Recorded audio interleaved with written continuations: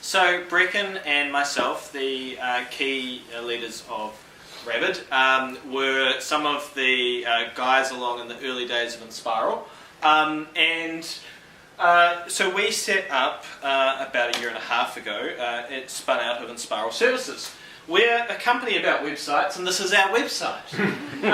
So I thought it would be a good session in user testing to be explaining through our website what we're about.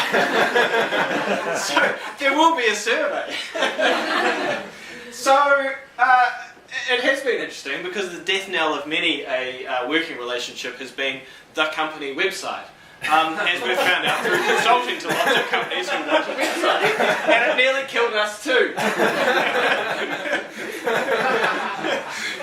We want all the things and we don't want to pay for it. But what we boil down to in terms of our proposition is something deeper than websites. We offer deep technology experience and expertise. And anyone can get the modern expectations of a website experience, but they don't understand how challenging it is to go through that focus of the germ of an idea or something that can help, or even a message to go out to actually get that manifested in something on a web server that's performing, that won't crash under load, combined with people who can get your message across. So those are the services that we are providing. But we like to do it with something a little bit different. And why on earth would you call a company Rabid? Well, to answer that honestly, we were just sick of calling companies cloud, soft, touch solutions tech. It wasn't the point. Like, I would rather tell people, I would rather get people's attention with what's going on online than building more of the same as far as websites go. We're about inviting people to talk. You know, how do you come up with an idea that you don't know how feasible it is, you don't know how much it is, you don't know how to design a service, and we want to be taking people along that path beyond just implementing the requirements and going to our spec. As far as the zaniness goes, we're involved in the Ruby on Rails community, and we believe in the power of open source technology. And Lachlan, one of our new developers, used that on RailsCamp to develop a haiku generator, which was inadvertently the most viral proposition at RailsCamp, getting hundreds of haikus generously submitted by developers drinking alcohol, and the generator randomizes all the haikus, so you get a random haiku drawing from the pool of haikus, and it's on the website, so if you want to click around. And we had a conversation with Derek Stivers, who's a very successful entrepreneur in Singapore and a developer himself, and lo and behold, he was the first person who got in touch, and he said, "What's with the haikus?"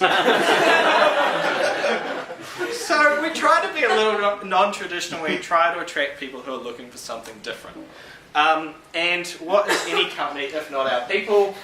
We now have Megan as well, so we're a company of 8. We have Owen here. Thanks Amelia for letting Owen come, or telling Owen to come, I don't know which way it goes. And this is our only asset as a company right now. So we're sitting in the Enspiral space and trying to have a team that work together, that care about the craftsmanship of our work.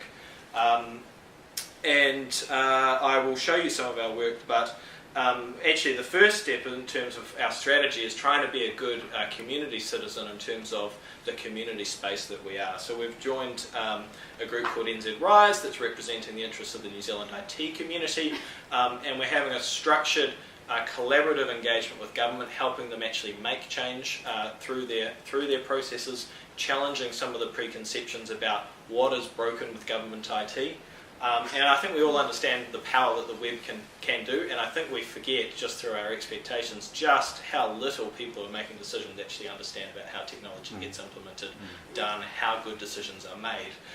Because they're a victim of their own design, and they're talking to people who don't have their best intentions in mind. So we're doing that. And we also encourage space for our team to work on their own projects on Fridays. So Lachlan is working with us on one of our startups that we're excited about, stat rankings for teams to measure the performance of their peers throughout their projects. Mirren put together Rails Girls, and I turned up at Rails Girls and realised that I was the 5th member of Rabid who was participating in the event. So that was a great thing. So we're really trying to walk our talk through actions at a deeper level than a Flash website. So I'll just show you some of the work. So this is one of our consulting clients, Market View. They run a data analytics service. So they have a dump of 75% of the country's daily FPOS transactions. So they can provide information to foodstuffs about what's happening across their whole network before foodstuffs can even get it out of their point of sale systems. So they can see that all the sales are down across the country, across the company, or they can see that it's only down in one region. They might see a bump because it's Mother's Day. So it's given the power of analytics to large companies. So we took them through the process of visualizing developing a web app.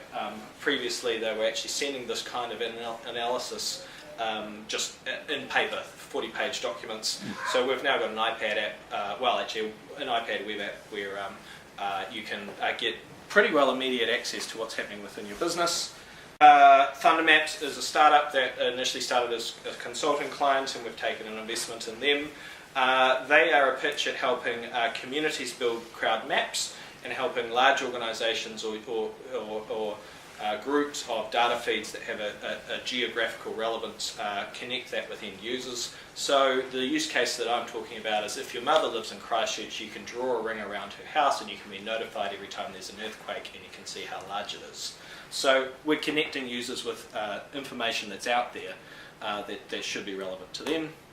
And the pack is another product of ours, and with this wonderful collaboration with the Wellington City Council, who are really great, really happy and our biggest fans, because thankfully we saved their bacon and we saved our own by delivering an app that helps people. It was launched during orientation week, and particularly young people join a pack of people they want to keep an eye on their night out to support the messaging about keeping an eye on your friends. And so we're exploring opportunities to reuse that app with the message of student safety and keep your friends out of harm. And we're going to be approaching Schoolies Week and some organisations in the States. And yeah, as far as our history goes, I think the past few months have been about trying to make investments. It takes time to build up a reputation. We were talking to Silver Stripe, who started their company 13 years ago as a couple of students in an incubator, and trying to make that investment where we have the credibility about making change happen. The other theme of what we're doing is having the ability to provide both expertise at a technical level as well as a developmental level about startups, and trying to help people build the right things. I think our biggest achievement is really the staff and the great people that we've got who actually care about their own work, and that are really genuinely self-managed, and that we're a good group.